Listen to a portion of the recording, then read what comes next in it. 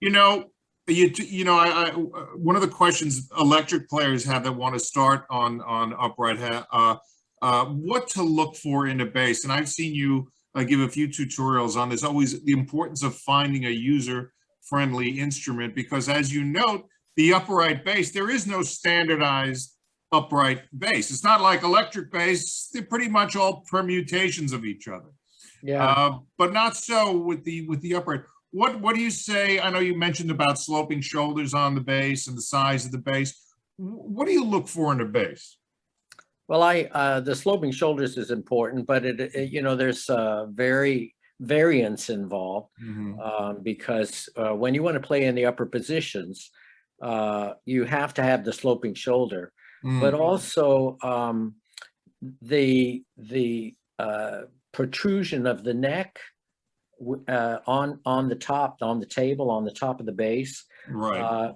is where the fingerboard is attached to the neck, and if it's too far in, if it doesn't protrude out enough, if there isn't a proper angle of the fingerboard on the table, that means that when you come around the shoulder to press a string down, you have to come much further because the fingerboard is too close to the top of the bass. So there's that variant as well. That's something to look for.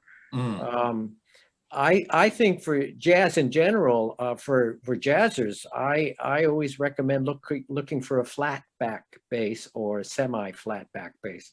Okay. They tend to project, particularly when playing pizzicato, they tend to project better than a round back, in my experience.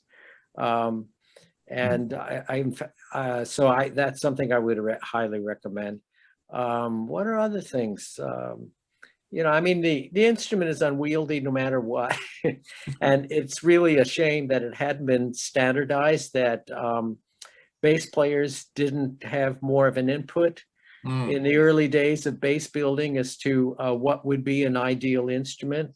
And so it was thought that a bigger bass sounded really better, right, and would carry better. Well, I have lots of evidence to prove that proves the opposite of that, and that's one thing again for jazzers. I would not necessarily look for a big bass.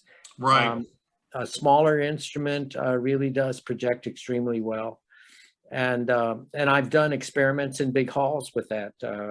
I would play on a large instrument and a smaller instrument, and there was no question that the smaller instrument pushed the sound out faster than the large instrument, and so it carried better in the auditoriums.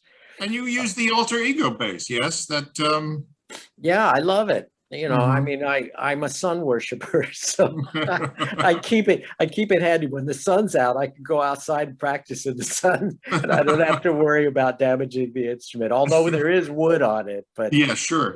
But it is. I don't think it'll get damaged by the sun. And I really like that bass a lot. And I had it has a shoulder on the side that you can actually modify on your own to make it exactly like the shoulder on your own bass, so that you can feel like you're playing your own instrument.